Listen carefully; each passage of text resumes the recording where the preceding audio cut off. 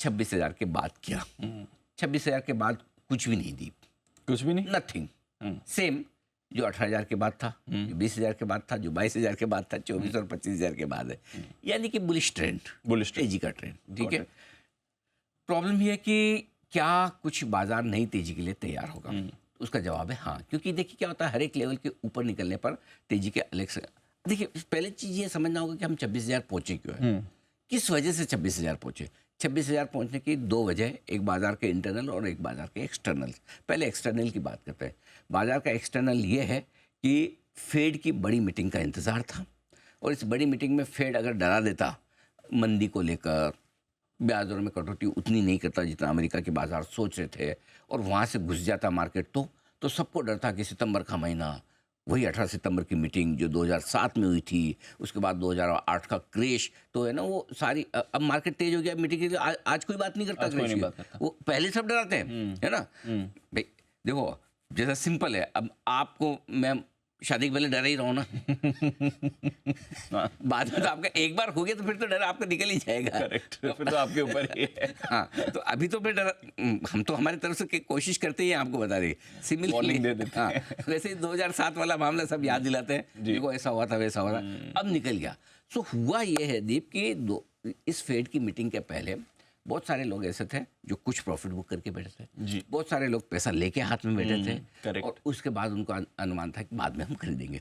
इस मार्केट की खूबसूरती कह दें, जिन लोगों ने इन्वेस्ट किया है वो ये शब्द यूज करेंगे, खूबसूरती, और जो लोग इंतजार कर रहे हैं उन्हें कह दें कि मार्केट की प्रॉब्लम ये है कि बड़ी इवेंट के पहले बाजार मजबूत रहता है, तो आपको लालच देता है कि प्रॉफिट बुक कर लो और अभी मत लगाओ।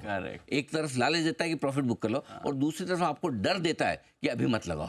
लेकिन बड़ी इवेंट के बाद और भागता है, चाहे वो आप इलेक्शन देख लें जिसके नतीजे अच्छे नहीं आए, चाहे आप बजट देख लें जो मार्केट के लिए, टैक्स के लिए आज से उतना अच्छा नहीं है, चाहे आप फेड की मीटिंग दें, तीनों इवेंट के पहले बाजार मजबूत थे, और जब मजबूत होते तो प्रॉफिट, जिसके पास है शेयर वो क्या सोचता है, अच्छा मजबूत लाइफ हाई पे जा रहा, रिस्क कम हो जाएगी, लेकिन बाद में लेने को नहीं मिला, तो वो उस इवेंट के बाद घटता नहीं है। एक आध दिन का छोटा सा इंट्राडे करेक्शन आता है, जैसा फेड की मीटिंग के बाद भी हल्का सा आया, ऊपर खुल के नीचे आया, लोगों को लगा रहे कुछ नहीं, उसके बाद जो बदले की भावना में भागता, जो फोमो आता है कि मैं तो रह गया, ट्रेन चल पड़ी, कूद भाग के पकड़ो, करेक्ट, ये वाली चीज। सो ये हर एक लेवल पे हो रहा है। सो एक बाजार ने बहुत बड़ा लेसन आपको दिया है कि बड़ी इवेंट के पहले अगर लाइफ हाई पे जा रहे तो बाजार बेवकूफ नहीं है।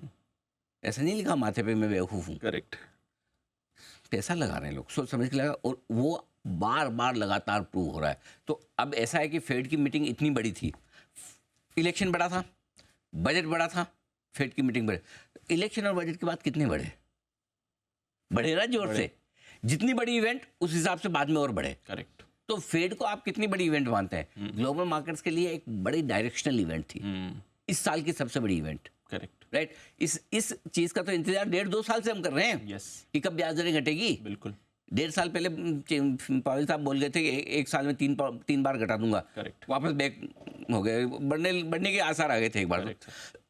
तो ये बड़ी इवेंट है, और जब बड़ी इवेंट के बाद बाजार है ना फोमो वाली खरीदारी दिखाते हैं, तो जल्दी से नहीं रुकते, तब फिर मूव आती है अच्छी। It's logical, sensible, done. को कन्विंस करना जरूरी है। सो बाजार नई तेजी के लिए तैयार हो रहा है, ये ध्यान रखें। तो आप कह रहे हैं 26,000 के ऊपर भी? हाँ, 26,000 just level, it's not, it's वो क्या बोलना चाहिए, पड़ाव है, मंजिल नहीं है ना, वैसा है, ये माइलस्टोन है, नॉट द डेस्टिनेशन। ठीक है ना, ठीक है।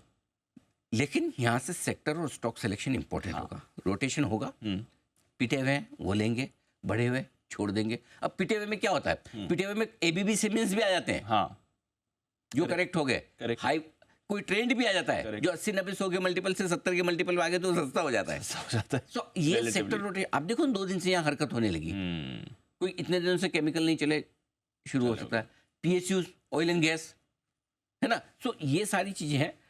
जब एक ही इसका सॉल्यूशन है दीप, जब तक सेल सिग्नल ना आए, जब तक कमजोरी का सिग्नल ना आए, दिमाग में कमजोरी ना लाए, दिल में कमजोरी ना लाए।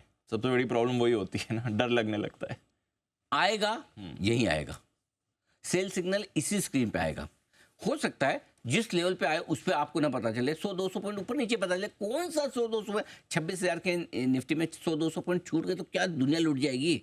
और अपने कौन से ऐसे बड़ी तोप है मार्केट की कि एकदम टॉप पे ही बेचेंगे। एग्जैक्टली।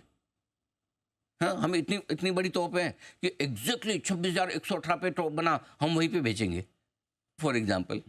नहीं होगा ना। नहीं होगा। सो जो चीज़ असंभव है उसमें क्यों दिमाग लगाना है। इसलिए जब तक कमजोरी का सिग्नल आए अपना स्टॉप लॉस ट्रेल करते चलें, ऊपर बढ़ाते चलें, सस्ते वैल्यूएशन वाले सेक्टर और स्टॉक्स में निवेश करें, या तो जिनमें वैल्यूएशन सस्ते हैं और जिनमें रिजल्ट अच्छे हैं क्योंकि रिजल्ट सीजन शुरू होने वाला है, या फिर जिनमें करेक्शन अच्छा सा हो चुका है और करेक्शन सिर्फ इसलिए हुआ था कि बहुत भाग गए थे। करेक्ट, ये सारी चीज़ें।